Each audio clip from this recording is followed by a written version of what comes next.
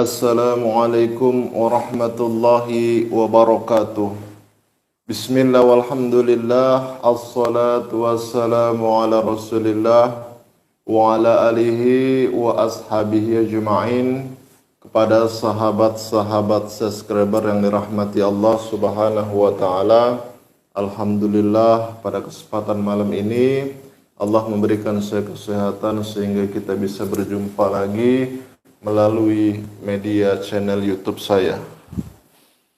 Oke sahabat, mungkin di sini sesuai dengan judul saya ingin membahas tentang yang lagi viral saat ini, adanya padepokan di Blitar.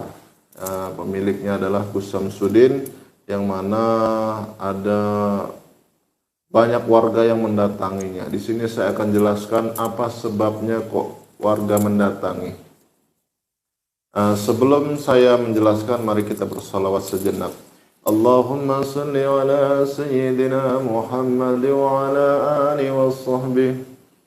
Allahumma salli ala sayyidina Muhammad wa ashghili zalimin bi zalimin.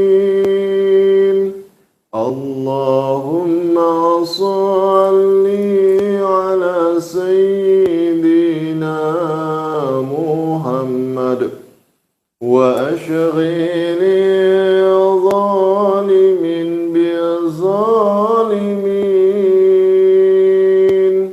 wa akhrijna min bainihim salimin wa ala alihi wa sahbihi ajma'in. Alhamdulillah, mudah-mudahan kita semua yang bersolawat mendapatkan syafaat Nabi Muhammad sallallahu alaihi wasallam. Oke, buat semua. Di sini saya juga sambil membaca komentar dan saya juga sambil menjelaskan.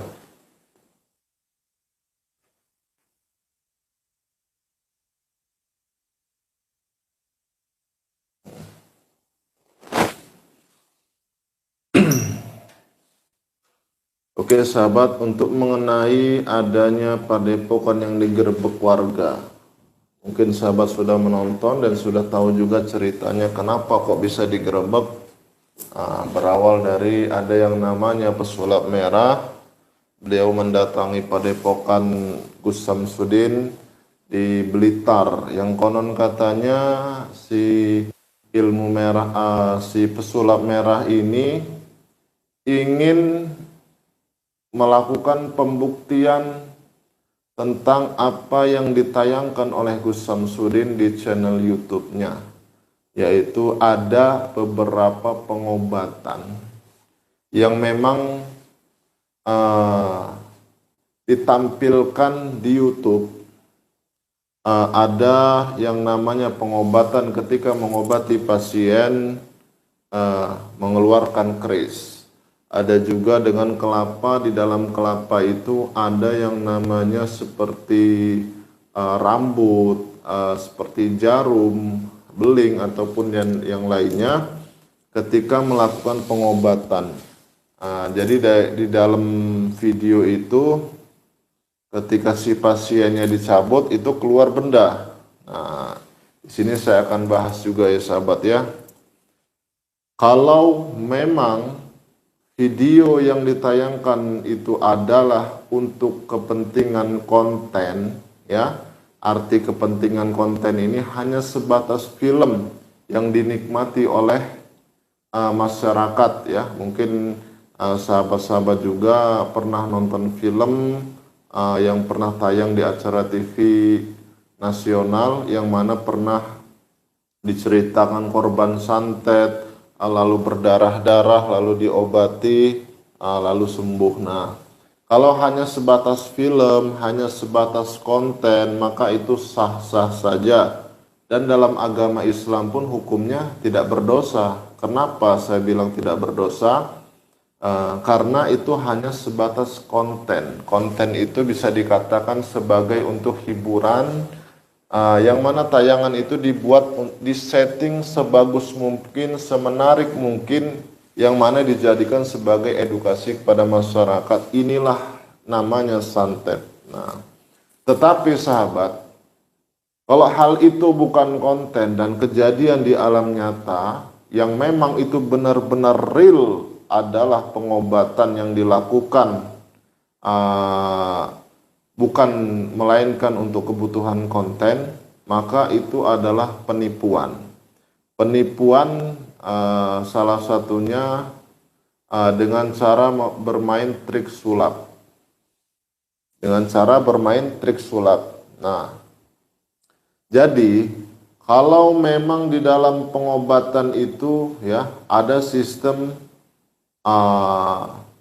yang tertanam di alam bawah sadar pasien bahwa dirinya itu terkena santet. Lalu si praktisi ini mengobatinya dengan cara ya untuk berusaha menghilangkan sugesti santetnya itu tadi. Karena si pasien ini sangat percaya banget bahwa dia kena santet, padahal tidak kena santet ya. Tapi dengan cara ini pasien itu bisa sembuh ya, alhamdulillah.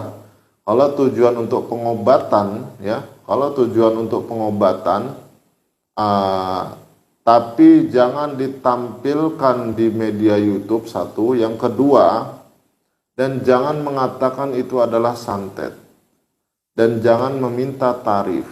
Kalau sudah meminta tarif ataupun bisa dikatakan dalam pengobatan yang bermain trik sulap meminta tarif, mau siapapun saja itu dikatakan penipuan ya. Jadi kalau Gus Samsudin ini kebutuhan untuk konten ya sah-sah saja sahabat ya.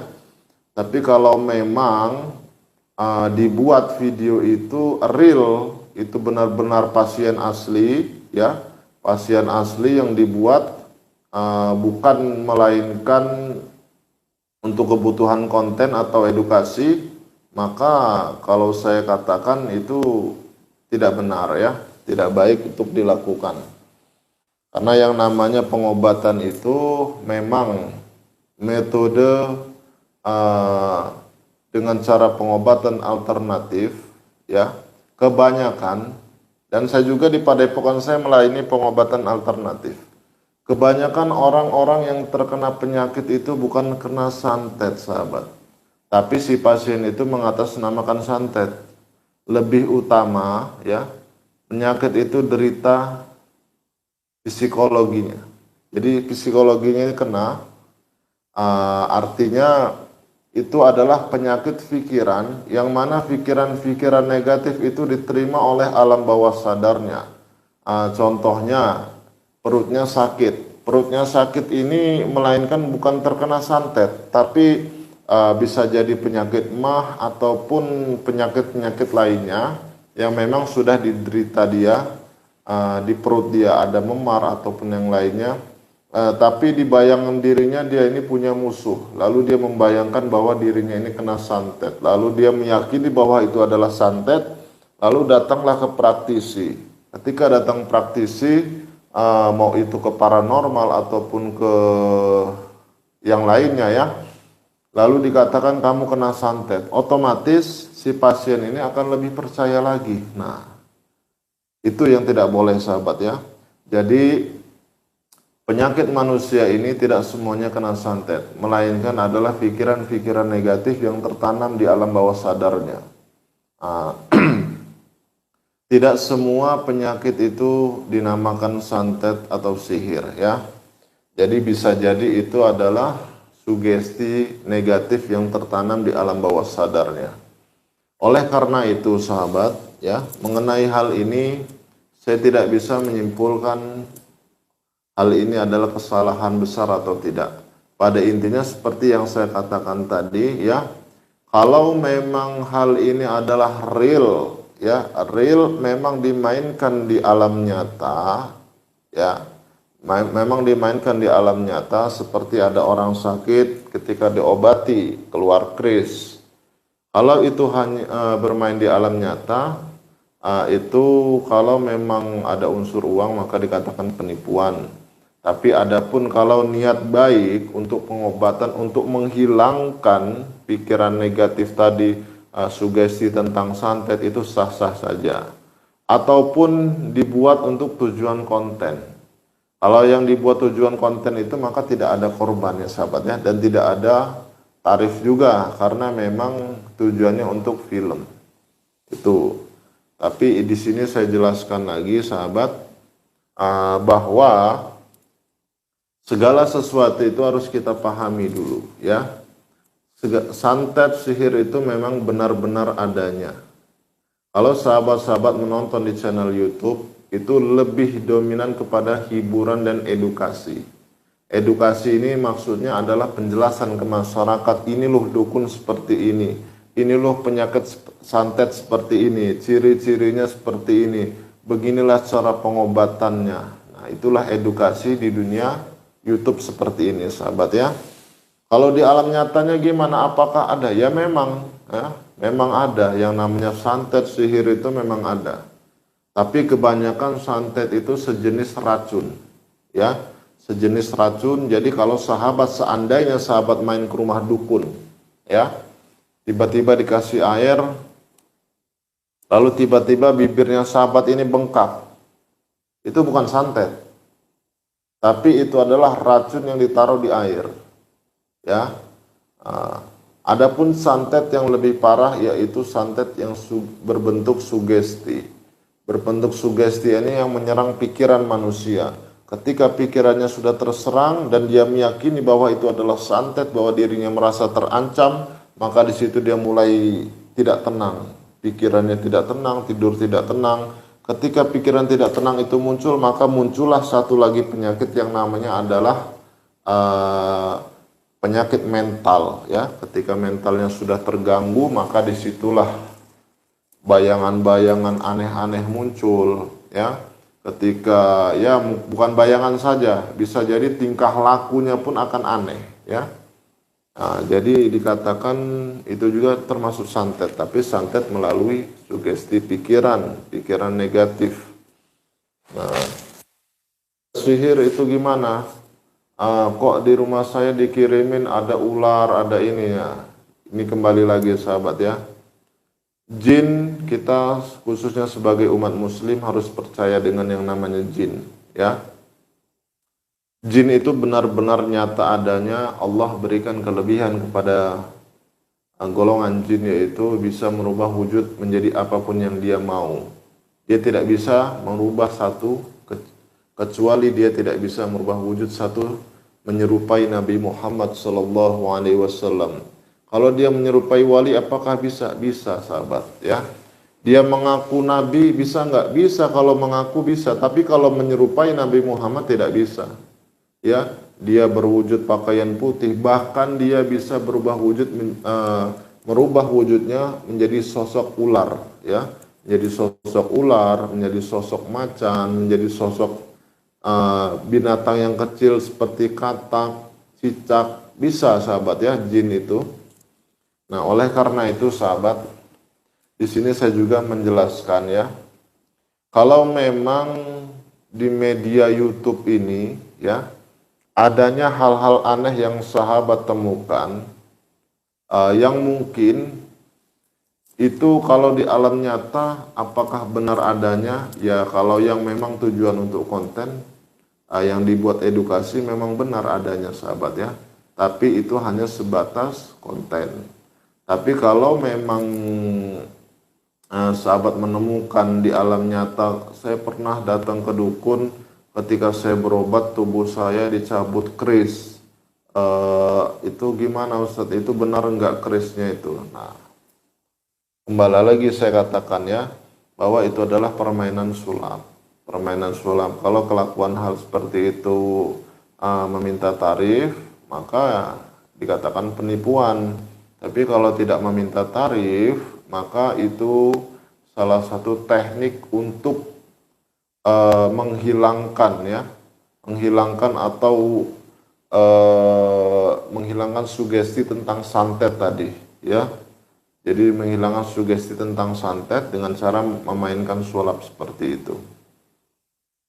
Tapi kalau pengobatan secara Islami, ya, pengobatan secara Islami yaitu dengan cara ruqyah. Ruqyah itu artinya membacakan ayat-ayat Quran dengan tujuan untuk menghilangkan semua hal-hal negatif yang ada di dalam tubuh, pikiran negatif, sugesti negatif, ataupun pengaruh sihir, gangguan jin dan lainnya, insya Allah bisa diobati dengan ruqyah. Dan adapun dengan metode hipnoterapi, kebetulan sahabat di Padepokan saya juga melayani pengobatan hipnoterapi. Hipnoterapi itu lebih dominan orang yang kena penyakit pikiran, ya. Penyakit pikiran itu bisa dihilangkan dengan metode hipnoterapi.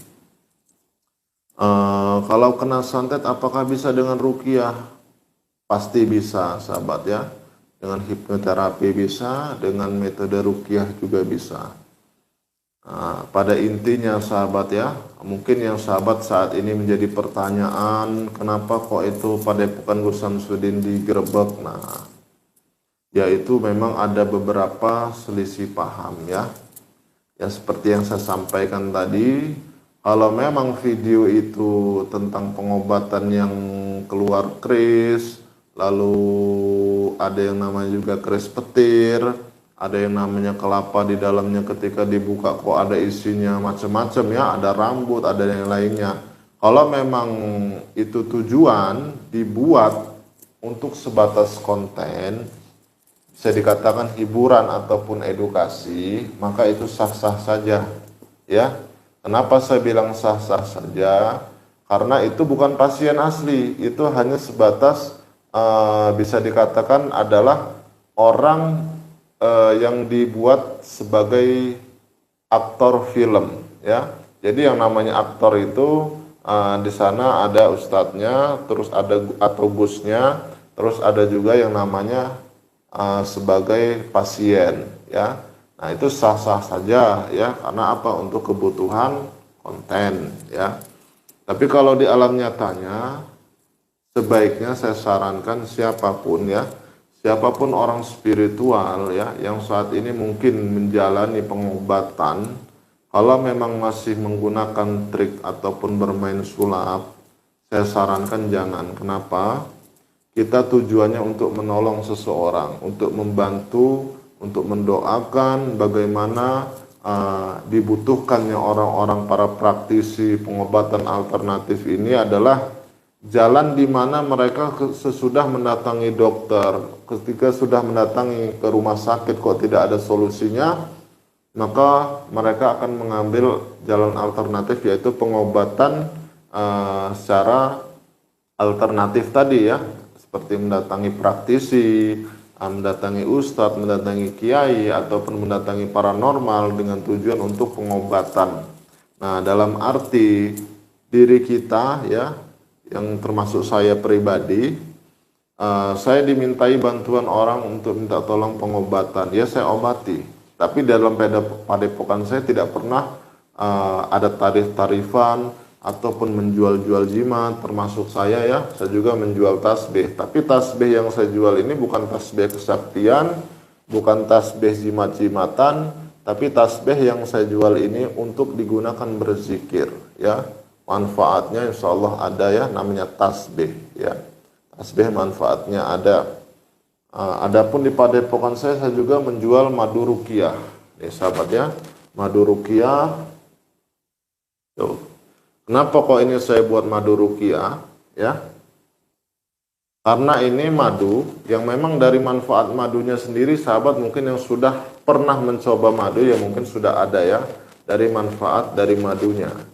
Tapi kenapa kok ada namanya ruqyah? Nah ini karena saya bacakan ayat-ayat ruqyah yang mana ketika dibacakan doa, jangankan dibacakan ke madu, ya, dibacakan ke air putih saja, ya. Ketika kita bacakan doa, membacakan ayat-ayat Allah, maka air ini bisa jadikan manfaat. Terutama ayat-ayat pengobatan, maka bisa dijadikan untuk pengobatan juga. Apakah saya bisa menyembuhkan seseorang? Saya tidak bisa menyembuhkan seseorang, sahabat, ya. Walaupun saya membuka pengobatan alternatif, saya membuka padepokan, saya melayani pengobatan, tapi saya tidak bisa menyembuhkan seseorang, ya. Saya hanya bisa melakukan pengobatan, tapi yang menyembuhkan itu Allah, ya. Saya hanya sebatas perantara dengan apa keahlian yang saya mampu saya lakukan, ya saya lakukan, ya. Seperti dengan metode hipnoterapi, dengan ruqyah ataupun dengan pengobatan lainnya juga. Ya, insya Allah tujuan saya agar si pasien ini sembuh, tapi yang menyembuhkan itu Allah, ya, melalui perantara dengan doa, gitu, sahabat, ya. Nah, jadi kalau memang adanya sebuah hal-hal yang memang tidak diterima masyarakat, ya, adanya suatu penipuan-penipuan, ya, mungkin sahabat perlu cari tahu dulu kalau memang itu real, di dalam video yang viral itu adalah asli, pasien asli, ya itu memang salah, gitu, sahabat, ya. Memang salah, perbuatan seperti itu memang salah. Dari dulu juga saya sudah mengatakan, ya, bahwa, ya, segala sesuatu yang sahabat tonton di channel YouTube itu adalah hiburan ataupun edukasi.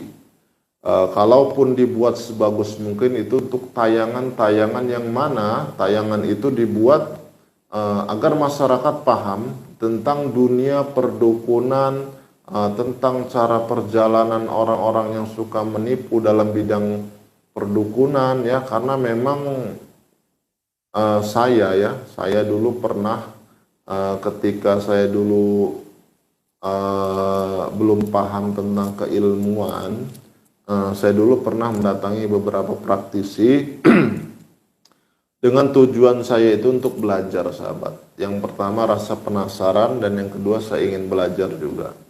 Di dalam pelajaran itu saya terima.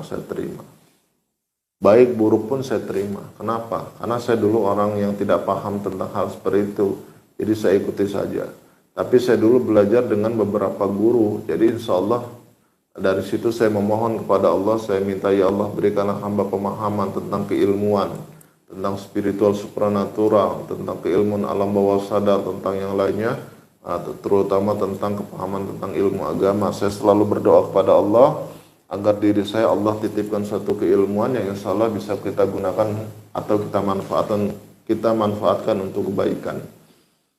Nah, disitulah, sahabat, ya. Jadi saya paham banyak tentang hal-hal yang sifatnya ini dalam bidang spiritual, tentang perdukunan, tentang paranormal ataupun praktisi-praktisi lainnya yang mungkin di sana mereka ini membuat tayangan-tayangan ataupun melayani masyarakat dengan kebohongan ataupun dengan real itu ilmu, saya tahu, sahabat, ya. Karena apa? Saya dulu sering membongkar orang-orang yang memang kerjaannya itu menipu. Dulu saya pernah di wilayah Jawa Barat, ada yang namanya orang mengaku spiritual, lalu dia menayangkan ilmu kebal, bukan menayangkan, ya, menunjukkan tentang kekebalan. Ada beberapa orang juga, ya. Terus ada juga yang dia menarik-narik benda di badan. Tetapi dia itu bukan kalangan dari dukun, sahabat, karena ya mungkin dia nggak mau disebut dukun juga, ya. Tapi dia lebih dominan mengatakan diri dia adalah, ya, seperti intinya orang-orang yang dalam hidup keislamannya bagus lah, intinya seperti itu. Intinya mereka tidak ingin disebut dukun, tetapi apa yang dilakukan mereka itu adalah trik ataupun sulap. Nah, dari situ saya mulai berpikir, kalau orang-orang seperti ini didiamkan saja otomatis akan berbahaya. Berbahayanya seperti apa? Jadi untuk orang-orang yang awam mungkin akan merasa yakin bahwa itu adalah asli. Tapi ternyata kalau sudah tahu tentang ilmunya bahwa itu adalah suatu trik ataupun kemampuan-kemampuan dalam bidang keahlian dalam bermain sulap, ya. bermain sulap. Nah, di sini yang saya bahas adalah pentingnya kita belajar ilmu agar kita tahu bisa membedakan mana yang baik, mana yang buruk, mana yang asli, mana yang palsu, dan mana yang harus kita ikuti dan mana yang harus kita tidak ikuti. Nah, kalau untuk membahas Gus Samsudin, apakah dia baik? Dia itu orang baik, sahabat ya. Kenapa? Beliau punya tujuan yang sangat baik, menolong masyarakat. Beliau juga membuka padepokan untuk melayani pengobatan juga, ya. Beliau mulai membangun padepokan besar juga untuk melakukan pengobatan, mengobati pasien-pasien. Ya mungkin yang namanya manusia itu ada kesalahan dan kehilafan ya. Ya mungkin kalau memang yang saya bilang tadi tujuannya untuk konten kreator maka sah-sah saja. Tapi kalau memang itu dilakukan di masyarakat asli, maka saya sarankan itu bukan kelakuan yang baik. Karena apa? Dampaknya buruk di masyarakat ya. Sugesti santet itu akan terus tertanam ya. Beberapa kali juga banyak pasien-pasien saya yang datang ke sini, Ustadz, siapa yang menyantet saya, siapa yang menyantet saya. Saya tidak pernah mengatakan itu adalah santet atau kiriman tetangga atau kiriman orang. Kenapa? Kalau sampai terucap di mulut kita itu adalah santet, kiriman tetangga, maka nanti pikiran dia akan mencari, oh berarti si A, si B yang menyantet saya, maka di situ muncullah fitnah. Nah, disitulah siapa yang memfitnah ya otomatis yang keluar dari mulut kita tadi, ya. Makanya intinya ketika kita ingin melayani pengobatan maka dengan tujuan kita saja, ya. Yang pertama kita mendoakan si pasien itu agar Allah berikan kesembuhan. Yang kedua, dengan cara menanamkan sugesti positif dalam dirinya. Yang ketiga, kita ajarkan tentang kebaikan, ya, bahwa apa yang saat ini diterima itu adalah pikiran-pikiran negatif yang selama ini dipercayai. Maka kita kasih pemahaman juga, ya. Jadi kalau pengobatan itu sebenarnya tahapnya bukan hanya sekedar mengobati saja, membacakan doa lalu dia sembuh pergi, tidak sahabat ya, tapi harus kita beri pemahaman juga ya, agar si pasien-pasien itu juga paham bahwa dirinya ini derita penyakitnya seperti ini, kita kasih solusinya, terus ditambah lagi kita ajarkan amalan-amalan yang memang bermanfaat bagi diri dia ya, insyaallah sahabat. Mungkin untuk sahabat-sahabat kalau ada pertanyaan, di sini saya sedang live, jadi saya juga sambil membaca komentar juga ya dari sahabat-sahabat yang sudah hadir. Ya insya Allah kalau ada pertanyaan sahabat bisa langsung tulis di live chatnya. Di sini saya akan bacakan ya.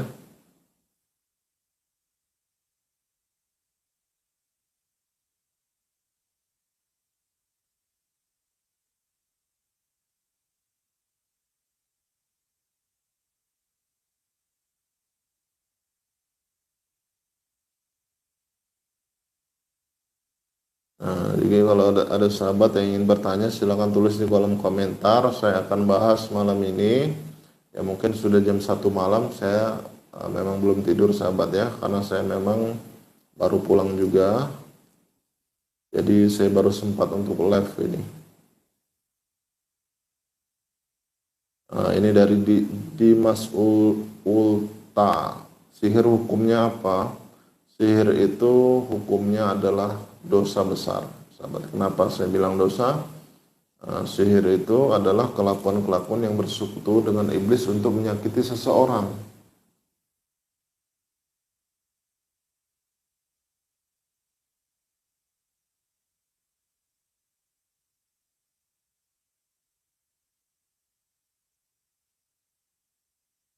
Ustadz, kalau ilmu kebal itu ada nggak sih sebenarnya? Nah, ilmu kebal itu sebenarnya ada sahabat ya. Tapi ilmu kebal itu ya ada, tapi tidak sembarangan orang yang memilikinya. Itu sahabat ya. Jadi kalau seandainya yang bermain di panggung-panggung debus itu apa ya? Itu lebih dominan kepada permainan itu tadi yang saya bilang hiburan. Itu ya, seni hiburan, pentas seni. dengan tujuan untuk hiburan, bukan menipu ya sahabat ya. Pentas seni untuk hiburan.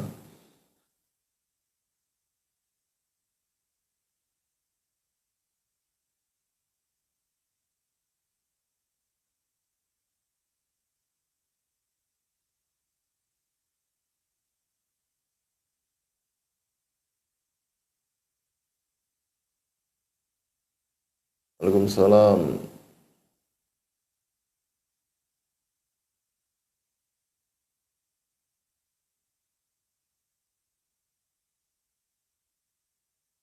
Ya sahabat ya, kalau memang yang saya katakan tadi, kalau di dalam pengobatan itu ada yang namanya misalkan sahabat datang ke paranormal, datang ke dukun ataupun datang kemana ke bahasa umum orang pintar lah ya. Mungkin sahabat menemukan ketika diobati lalu keluar kris ya, keluar kris kecil ya, keris kecil ataupun keluar jarum, keluar paku, maka itu lebih dikatakan adalah bermain sulap atau trik ya.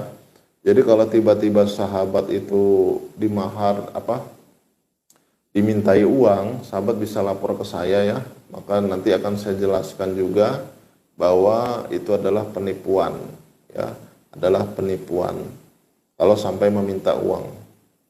Karena pengobatan semacam itu bisa dikatakan ya, pengobatan semacam itu lebih kebanyakan bermain sulap gitu sahabat. Bermain sulap, banyak sekali trik-trik sulap itu sahabat ya, yang mungkin dimainkan oleh para dukun-dukun untuk menipu masyarakat seolah-olah itu adalah kesaktian, padahal tidak sahabat.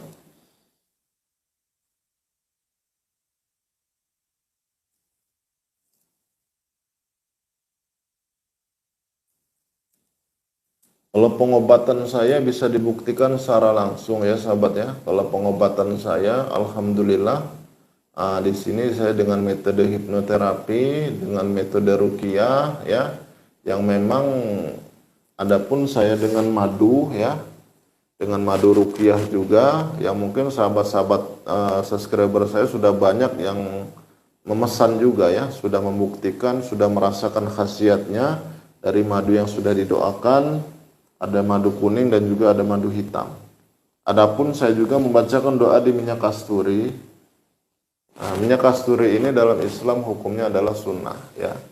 Nabi Muhammad SAW beliau ketika mau beribadah beliau selalu menggunakan minyak kasturi ini ya. Jadi hukumnya sunnah.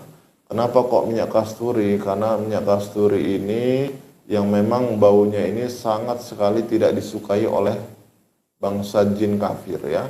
Jadi bangsa jin kafir ini tidak suka dengan wangian kasturi seperti ini.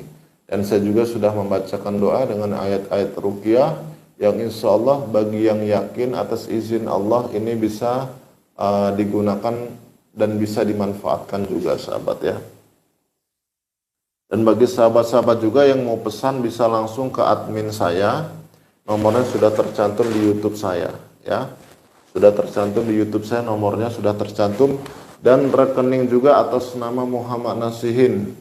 Selain rekening atas nama Muhammad Nasihin itu bukan rekening saya. Apapun yang dia katakan, mau dia mengaku orang padepokan, mau dia mengaku admin, kalau rekening diberikan bukan atas nama Muhammad Nasihin itu adalah penipuan ya.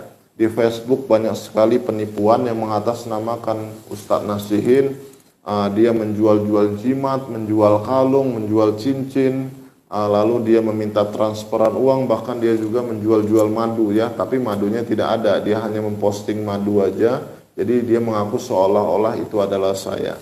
Jadi sahabat, ciri-ciri penipu itu ya, ciri-ciri penipu yang mengaku saya, ketika sahabat sudah berinteraksi, lalu ketika sahabat dimintai uang, ataupun ingin membeli barang, lalu dia mengirimkan nomor rekening, dan rekening itu bukan atas nama Muhammad Nasihin yang sahabat dikirimkan itu. Nah, di situ sahabat langsung sadar bahwa itu adalah bukan saya. Ya, artinya itu adalah penipu yang mengaku saya. Itu sahabat. Banyak sekali zaman sekarang sahabat ya. Jadi fitnah-fitnahan yang datang ke saya juga banyak. Kalau saya tidak pernah memahar-maharkan benda ataupun jimat-jimatan sahabat.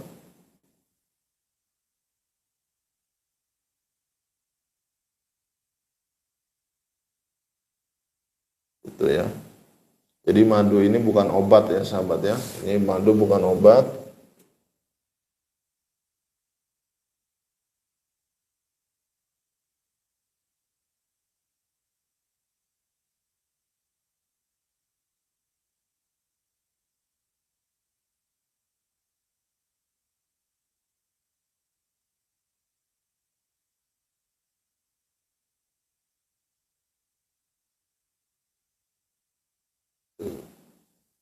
Jadi kalau untuk Gus Samsudin, kalau buat saya pribadi ya, dalam segi pribadian Gus Samsudin itu bagus ya sahabat ya. Kenapa saya bilang bagus? Karena niat beliau itu yang pertama untuk menolong masyarakat.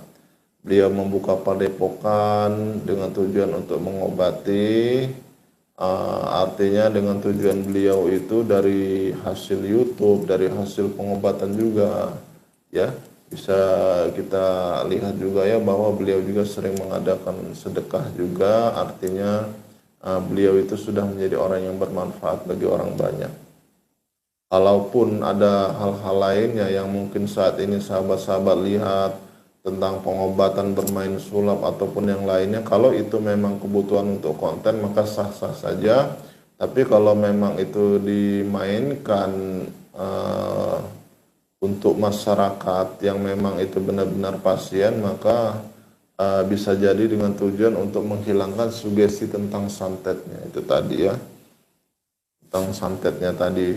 Tapi kalau memang pengobatan itu terus dimainkan dengan cara bermain sulap, maka itu juga sangat berbahaya untuk masyarakat juga ya.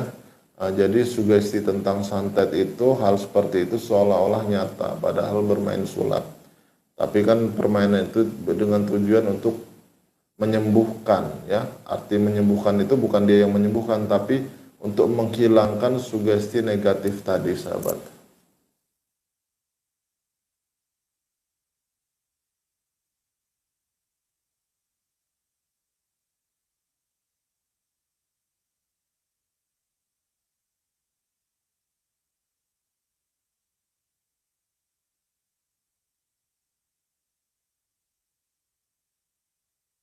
Assalamualaikum Dimas Ulta. Assalamualaikum, nanya lagi pengertian karomah sesungguhnya apa? Banyak yang nggak bisa bedain karomah sama mukjizat. Jadi banyak dibodohi. Nah, gini sahabat ya, ini ada pertanyaan juga dari sahabat-sahabat subscriber. Jadi kalau mukjizat itu sudah pasti hanya diberikan kepada para nabi, ya. Para nabi dan rasul itu mukjizat. Tapi kalau para wali itu karomah, ya. Jadi kalau diberikan mukjizat itu khusus diberikan kepada para nabi dan rasul. Tapi kalau karomah itu diberikan kepada para wali ataupun pada orang-orang yang taat dalam beribadah, yang rajin dalam beribadah, insya Allah ya akan mendapatkan karomah. Karomah itu banyak ya sahabat ya. Ada yang berupa tentang suatu kekhusukan dalam beribadah, ada juga karomah yang sifatnya ini tentang kekuatan iman, ada juga karomah-karomah yang memang kelebihan-kelebihan yang memang tidak sembarangan orang memilikinya, gitu sahabat.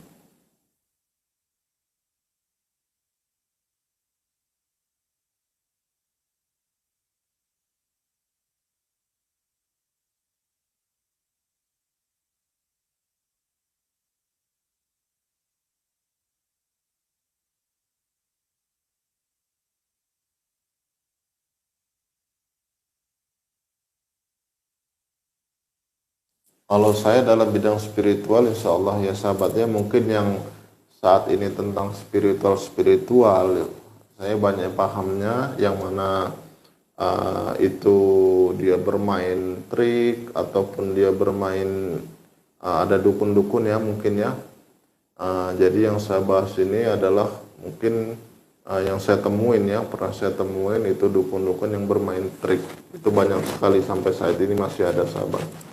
Dalam bermain trik itu seperti ini sahabat. dia bermain sulap lalu meminta-minta mahar atau transferan. Itu banyak sekali dukun-dukun yang memang sahabat tidak menyaksikan di video, tapi dukun-dukun seperti itu masih berkeliaran, ya. Hati-hati sahabat.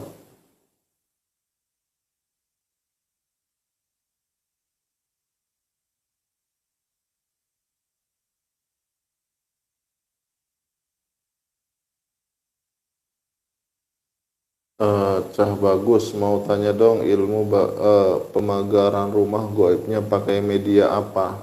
Nah, kalau pemagaran rumah ya sahabat ya, pemagaran rumah itu ada beberapa cara ya. Ada dengan membaca Fatihah sebanyak 41 kali dengan air, lalu uh, dikelilingi rumah sambil membaca ayat kursi.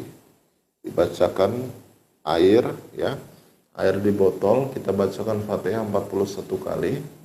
Lalu kita uh, siramkan di sekeliling rumah. Ketika menyiramkan itu sambil membaca Fatihah, sambil membaca ayat kursi. Adapun cara memagari kampung juga ada ya, bukan rumah khas saja sahabat. Jadi pemagaran kampung itu saya dulu pernah dengan guru saya memagari kampung sebelum guru saya membuka pondok pesantren di Lampung sini ya. Dulu beliau dengan saya berdua keliling kampung dari ada 4 penjuru ya, ada 4 penjuru. Jadi waktu keliling kampung ini mulai dari jalan yang sebelah kiri ya, jadi memutar gitu sahabat ya, memutar. Jadi setiap 4 penjuru itu kita azani ya. Selama kita berputar mengelilingi kampung itu kita membaca ayat kursi. Tidak putus sahabat membaca ayat kursi sampai di sudut pertama diazani. Terus sambil membaca ayat kursi lagi keliling sampai sudut kedua dibacakan azan lagi, lalu membaca ayat kursi keliling sampai 4 sudut ya, 4 penjuru. Dan itu untuk pemagaran kampung. Arti pemagaran itu adalah membacakan doa agar kampung itu hal-hal negatif tidak bisa masuk lagi ya. Tapi kenapa kok bisa? Kalau bisa masuk berarti ada yang membawa. Ada yang membawa masuk ke dalam. Tapi kalau sudah dipagari, insya Allah tidak mudah masuk hal-hal negatif.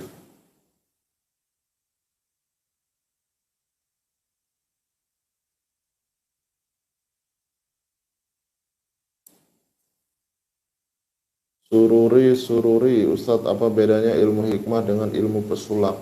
Nah, kalau ilmu pesulap itu ya, sahabat mungkin sudah paham ya. Sulap itu kan adalah kemampuan dalam keahlian dalam kecepatan tangan, bisa juga atau dengan benda-benda yang memang sudah dibuat untuk bermain sulap juga ada. Tapi kalau ilmu hikmah lebih tentang pelajaran-pelajaran ataupun tentang keyakinan-keyakinan yang mana hikmah itu untuk meningkatkan keimanan kita kepada Allah ya, bukan untuk kesaktian sahabat ya. Yang namanya hikmah itu lebih ilmu yang kita jalankan untuk beribadah kepada Allah agar kita menjadi manusia yang lebih baik lagi. Kalau dijelaskan mungkin akan panjang ya sahabat ya. Pada intinya bukan kesaktian, bukan kehebatannya, karena kesaktian kehebatan itu hanya milik Allah.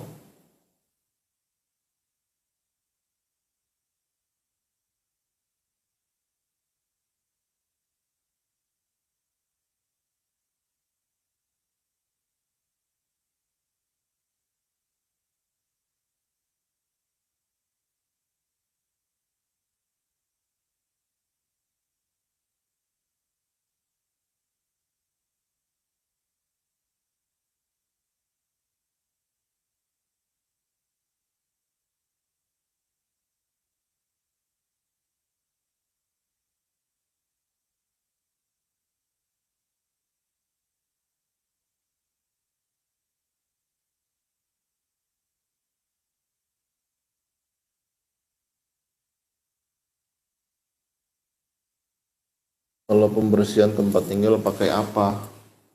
Pembersihan apa dulu nih? Kalau pembersihan secara zahir ya pakai sapu ya sahabat ya.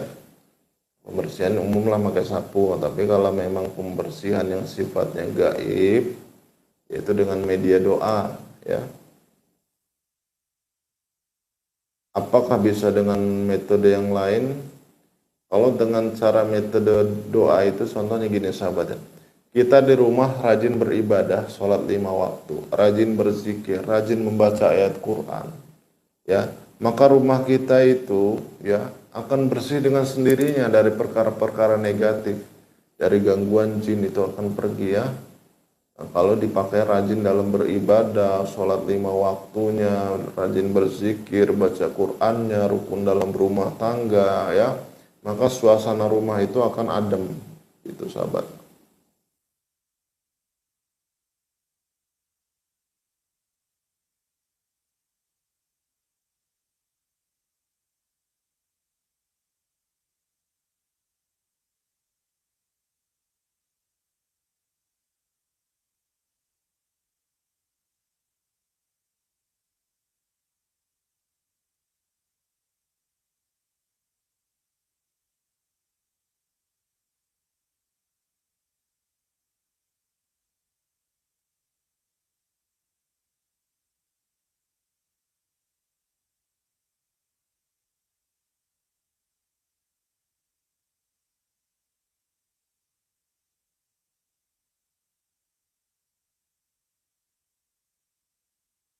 Ya, mungkin itu ya sahabat ya.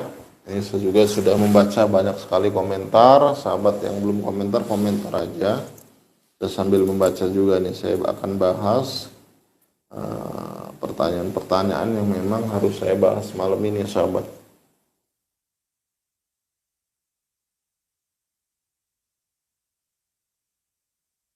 Ya kalau Padepokan Gus Samsudin digerebek itu ya mungkin tidak terimanya masyarakat dengan cara pengobatan yang bermain sulap, gitu aja sahabat ya. Kalau dikatakan buruk Samsudin, maka saya katakan beliau adalah orang baik yang tujuannya untuk kebaikan ya. Tujuan untuk kebaikan, tapi di lain itu saya bukanlah orang yang suka menghakimi seseorang sama spiritual. Saya juga mendukung apa yang dilakukan adalah kebaikan.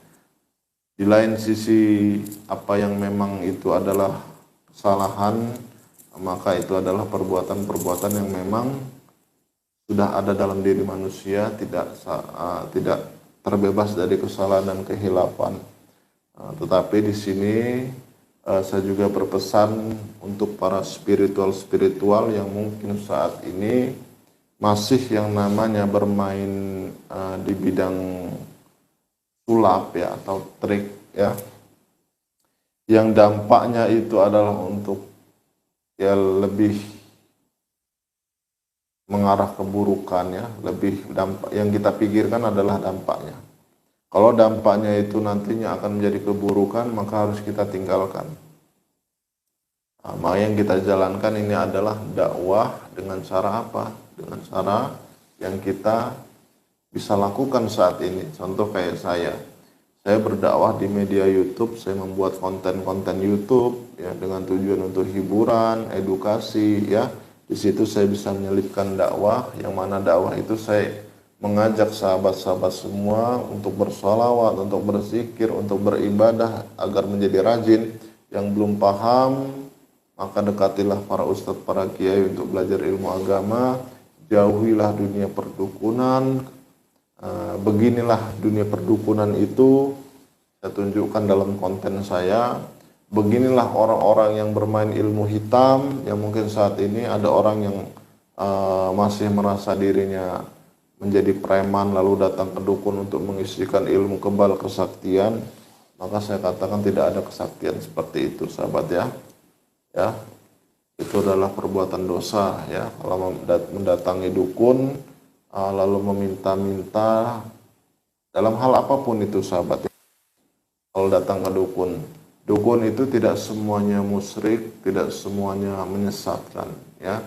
Tapi dukun-dukun yang sifatnya dukun santet, dukun penipu, nah itulah dukun yang merugikan. Tapi kalau kayak dukun pijat, dukun urut, itu umum ya sahabat ya. Mereka itu sebenarnya kata-kata dukun itu mungkin lebih dominan tidak disebutkan ya, karena masyarakat pahamnya bahwa itu dukun urut atau dukun bayi. Nah mungkin sudah kebiasaan, tapi dukun yang dimaksud itu adalah dukun-dukun yang memang dulu punya keahlian, tapi saat ini dukun-dukun yang dimaksud adalah dukun-dukun yang dukun santet, dukun teluh, dukun penipu ataupun yang lainnya sahabat.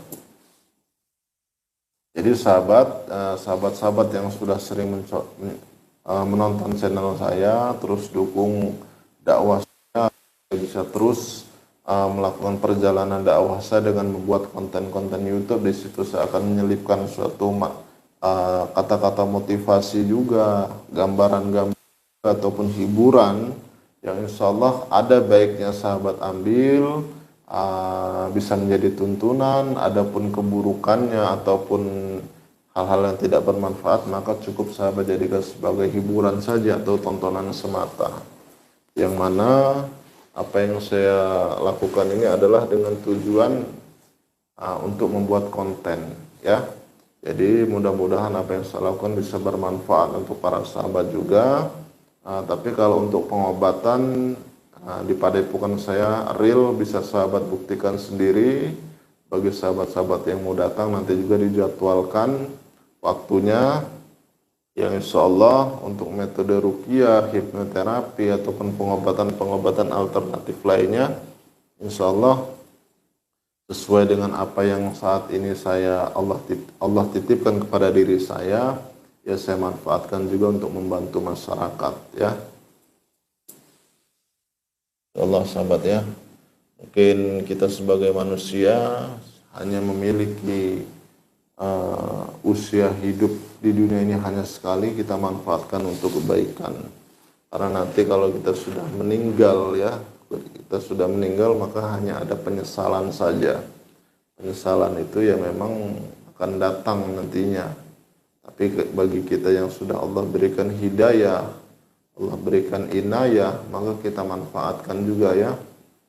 Jadi jangan sampai kita sia-siakan hidayah yang sudah Allah berikan. Dan Allah sudah memberikan kita inayah ataupun pertolongan sehingga kita bisa rajin dalam beribadah, maka kita hindari sifat-sifat sombong. Karena sifat-sifat sombong itu nantinya kalau Allah cabut inayah dalam diri kita, maka kita itu akan berat melaksanakan ibadah. Ketika kita sudah berat melaksanakan ibadah, maka setan-setan mulai kumpul. Ketika setan-setan mulai kumpul, muncullah penyakit yang namanya itu adalah penyakit was-was. Penyakit was-was muncul, akhirnya keraguan-raguan dalam beribadah. Ketika sudah muncul keraguan-raguan, maka menyepelekan ibadah. Ketika sudah menyepelekan ibadah, maka seolah-olah Allah itu tidak penting lagi. Nah, itu sangat berbahaya sahabat ya. Karena jin-jin itu sangat suka menggoda manusia, anak cucu Adam, karena memang sudah perjanjian dulu, jin berjanji bahwa sampai hari kiamat dia akan terus mempengaruhi anak cucu Adam untuk menjadi pengikut iblis. Nah, oleh karena itu sahabat, itulah pentingnya kita mempelajari ilmu tentang Islam, agar kita yang pertama bisa hidup dengan damai, dengan tenang ya, insyaallah aman. Aman dalam arti dalam dunia dan akhirat insyaallah aman kita ya. Karena kenapa? Kita mengikuti Nabi Muhammad SAW. Insyaallah mudah-mudahan kita semua akan mendapatkan syafaat beliau. Walaupun kita ini ibadahnya masih kurang, masih banyak berbuat dosa, kita harapkan pertolongan Nabi Muhammad, tetap syafaat Nabi Muhammad. Mudah-mudahan kita semua bisa menjalani kehidupan ini dengan hati yang tenang, dengan damai ya, tidak menyinggung siapapun. Mungkin di sini juga di video ini, kalaupun ada yang tersinggung dengan omongan saya mohon maaf. Di sini saya hanya menyampaikan saja ya tentang hal-hal yang sifatnya ini untuk lebih pemahaman lagi tujuan-tujuan seseorang ya. Bukan berarti orang yang saat ini kita lihat, oh dia itu buruk, belum tentu ya sahabat ya. Bisa jadi dengan cara mereka itu buruk di mata manusia, belum tentu buruk di mata Allah ya. Jadi kalau memang suatu perbuatan yang melanggar syariat Islam, itu sudah nyata adalah perbuatan keburukan. Tapi kalau hal-hal yang sifatnya ini yang kurang kita pahami, maka sebaiknya jangan pernah kita katakan. Karena apa? Nanti akan menjadikan fitnah bagi diri kita. Kalau fitnah itu sudah sama saja memakan bangkai saudara kita sendiri. Oke sahabat ya, mungkin live malam ini saya tutup dulu. Besok saya lanjutkan lagi live-nya. Sekian dari saya. Wabillahi taufiq wal hidayah. Wassalamualaikum warahmatullahi wabarakatuh.